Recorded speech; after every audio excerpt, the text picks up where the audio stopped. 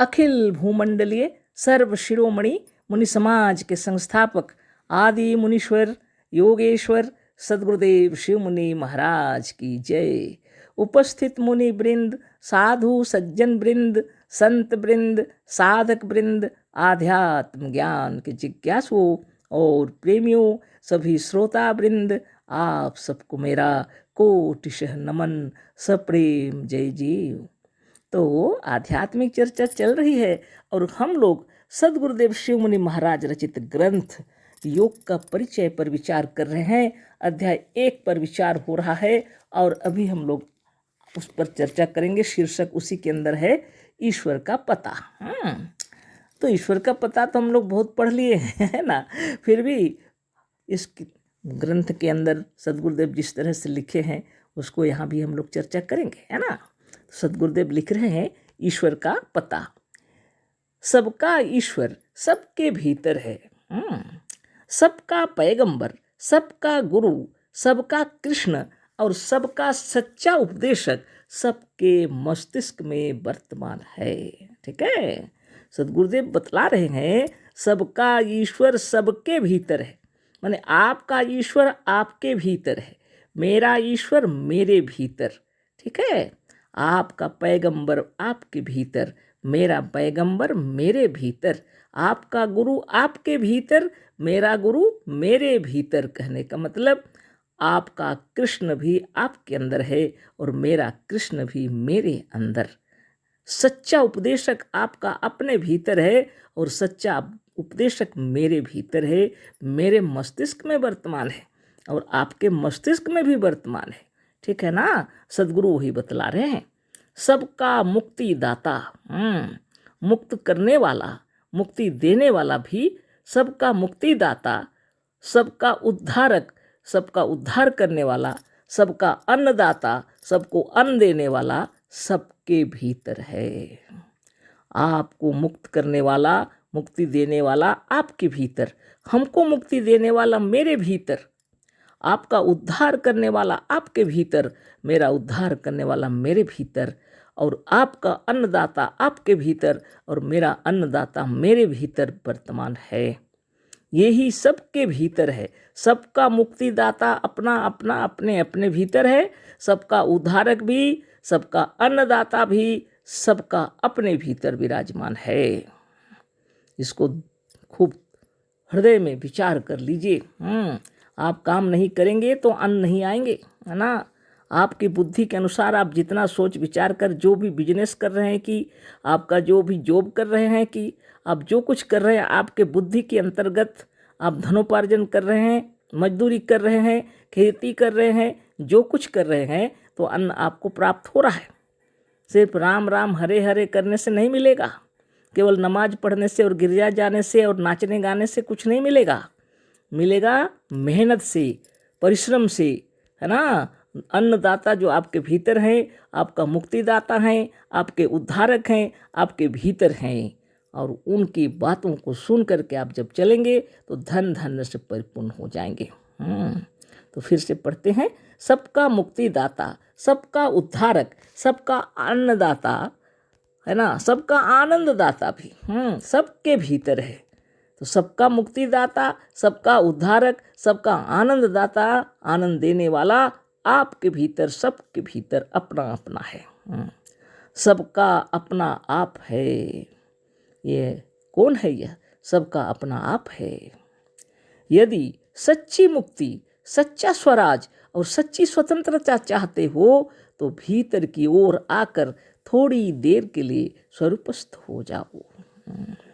सद्गुरुदेव कह रहे हैं यदि सच्ची मुक्ति, सच्चा स्वराज और सच्ची स्वतंत्रता चाहते हो तो भीतर की ओर आकर थोड़ी देर के लिए स्वरूपस्थ हो जाओ। 24 घंटे में कुछ पल निकालिए अपने लिए, है ना। साधन ध्यान और तपस्या में तल्लीन होने के लिए एक समय निकालिए और स्वरूपस्थ हो जाइए, है ना। आगे पढ़ते हैं, अपने स्वरूप में स्थित होकर स्वरूपस्थ होना ही योग है ना। अपने स्वरूप में स्थित होना, अपने स्वरूप में स्थित होना ही योग है ना। इसी को योग कहते हैं।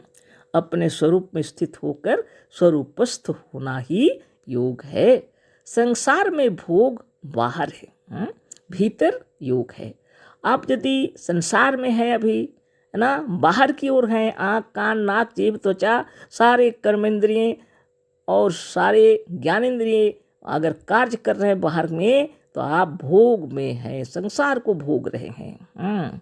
और भीतर में शक्ति का संचय होता है, और भीतर सारे काम छोड़ करके अपने में अगर तल्लीन हो गए तो यहाँ पर शक्ति का संचार होता है। भीतर से शक्ति की प्राप्ति होती है। जब भीतर आते हैं शक्ति की प्राप्ति होती है। शक्ति का भंडार तो आप ही हैं। भीतर शक्ति की कमाई होती है ना, भीतर शक्ति की कमाई होती है और बाहर उसका व्यय होता है, बाहर उसका खर्च होता है। खूब अच्छा से समझ लीजिए, है ना।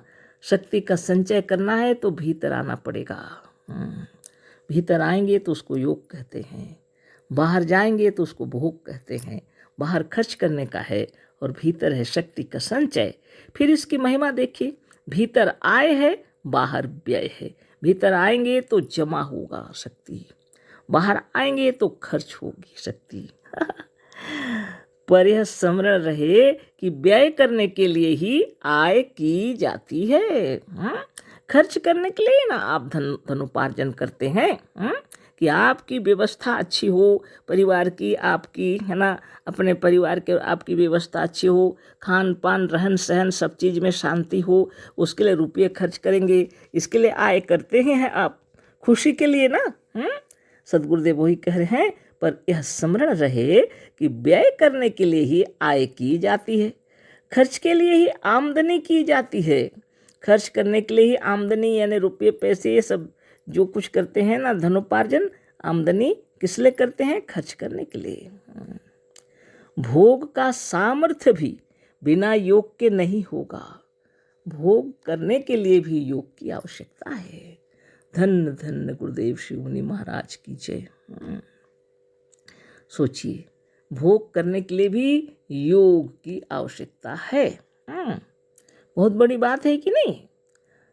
एक योगी जो है ना, वही भोगी हो सकता है। सदगुरुदेव कह रहे हैं, भोग का सामर्थ्य, भोग करने की शक्ति भी बिना योग के नहीं होगी। योगी ही भोगी हो सकता है। आंखें अच्छी नहीं रहेंगी तो दुनिया कैसे देखिएगा। आज विज्ञान का युग है तो आंखों का ऑपरेशन हो गया। आज विज्ञान का युग है तो बहुत से कार्य में सहयोगी हो गए। लेकिन निश्चित बात यह है कि आपकी कर्मेंद्रिय, आपकी ज्ञानेंद्रिय, शरीर की सारी इंद्रियां जब स्वस्थ नहीं रहेंगी तो आप संसार को भोग नहीं सकते। अच्छा से अच्छा पकवान बना दिया जाए, लेकिन आपको अगर तेल खाना मना है, क्या खाइएगा? मिठाई खाना, खीर खाना मुश्किल है। तब क्या करें आप, है ना। इसलिए नित्य योगाभ्यास कीजिए, है ना। ना तस्य रोगो न जरा न मृत्यु प्राप्तस्य योगाग्निमयम शरीरम। योग क्या है?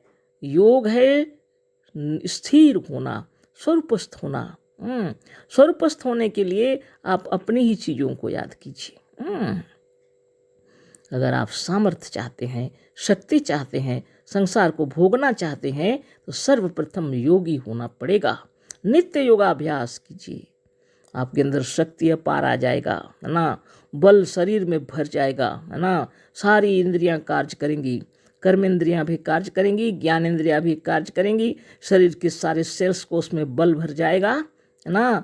आपके मस्तिष्क के अंदर अगर ये विचार स्थिर हो गया, योगश्चित्त वृत्ति निरोध। योग क्या है? चित्त की वृत्तियों को रोकना है।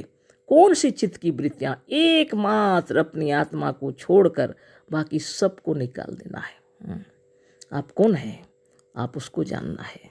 आप साक्षात ईश्वर हैं, साक्षात ब्रह्म है। सदगुरुदेव वही बोल रहे हैं, सबका ईश्वर सबके भीतर है, सबका पैगंबर, सबका गुरु, सबका कृष्ण और सबका सच्चा उपदेशक सबके मस्तिष्क में वर्तमान है। इस मस्तिष्क के अंदर अगर एकाग्र हो गए ना, ना तस्य रोगो न जरा न मृत्यु प्राप्तस्य योगाग्निमयम शरीरम। योग अग्नि कब प्रज्वलित होती है? जब आप दृढ़ संकल्प से, एकाग्र चित्त से अपने आप में स्थिर हो जाते हैं, स्वरूपस्थ हो जाते हैं और अपने सच्चे ज्ञान से लबालब हो जाते हैं, है ना। हा हा, हम ही ब्रह्म है यह सुनाना पड़ेगा, ढिंढोरा इसी का पिटाना पड़ेगा, लिखने लग जाते हैं हमारे मुनिगण गाना। ऐसी स्थिति हो जाती है ना। बहुत बड़ी बात है कि नहीं, है ना। तो स्मरण रखिए अपने आप में, पर यह स्मरण रहे कि व्यय करने के लिए ही आय की जाती है, खर्च के लिए ही आमदनी की जाती है। भोग का सामर्थ्य भी बिना योग के नहीं होगा, योगी ही भोगी हो सकता है, शक्तिमान ही संसार को भोग सकता है। आयु, आरोग्य, बल और ज्ञान के भंडार आत्मदेव हैं जो चेतन हैं। आयु, आरोग्य, बल और ज्ञान के भंडार कौन है? आत्मदेव। अपने भीतर जो देवता बैठे हुए हैं उसको आत्मदेव कहते हैं। अपने आप को, अपने स्वयं को आत्मदेव कहते हैं, जो चेतन है ना। आपकी आत्मा चेतन है, मेरी आत्मा भी चेतन है, सबकी आत्मा चेतन है। आत्मा माने अपना आप। उनके सच्चे स्वरूप का दर्शन भीतर होता है। इस आत्मदेव का दर्शन तो भीतर ही होगा, है ना। जन्म भर भटकते रहो, बिना भीतर आए, बिना योग पद पर आरूढ़ हुए उसे नहीं प्राप्त कर सकते। सारा जीवन भटकते रहो, तीर्थ जाओ, जहाँ जहाँ जाओ, यहीं भी जाओ, लेकिन जब तक भीतर नहीं आओगे वो नहीं मिलेंगे, है ना। काशी जाओ, काबा जाओ, जहाँ मन चाहे जाओ, सारे विश्व में भ्रमण करो, भगवान को ढूंढते रहो बाहर, कहीं नहीं मिलेंगे। जहाँ जहाँ लोगों ने, मजहब ने आपको बताया यहाँ यहाँ ईश्वर मिलते हैं, जीवन भर की कमाई खर्च करके दौड़ते हैं सब। कोई ऐसा नहीं कह सकता कि हमारे मजहब में ऐसा नहीं है, एक मुनि को छोड़कर। बाकी जितने हैं सब वहीं दौड़ते हैं भगवान को देखने के लिए। कोई काबा, कोई काशी, जहाँ नहीं जहाँ तहाँ जा रहे। और अपने भीतर की ओर गमन करो तो नास्तिक हो जाएंगे बोलते हैं। तो ऐसी दुनिया में हम लोग जन्म लिए हैं। बताइए हम क्या बताएं। सद्गुरुदेव शिवमुनि महाराज की जय, जिन्होंने आत्म दर्शन करा दिया, ठीक है ना। तो आप अपने आत्मदेव को समझिए। जन्म भर भटकते रहो, बिना भीतर आए, बिना योग पद पर आरूढ़ हुए उसे नहीं प्राप्त कर सकते, है ना। इसको ठीक से जान लेना। गुरु की कृपा बनी रहे हमेशा, इससे बढ़कर कुछ नहीं है। जब तक योग साधन नहीं करेंगे आप अपने आप को नहीं पाएंगे, और जब तक आप अपने को नहीं समझे और कुछ मिलने वाला नहीं है। तो कल हम लोग फिर चर्चा करेंगे। अब प्रणव, प्राणायाम, शुभ भावना, मंत्र गाते रहिए। कल फिर चर्चा करेंगे। अशेष धन्यवाद, कोटिशः नमन, सप्रेम जय जीव। सद्गुरुदेव शिवमुनि महाराज की जय।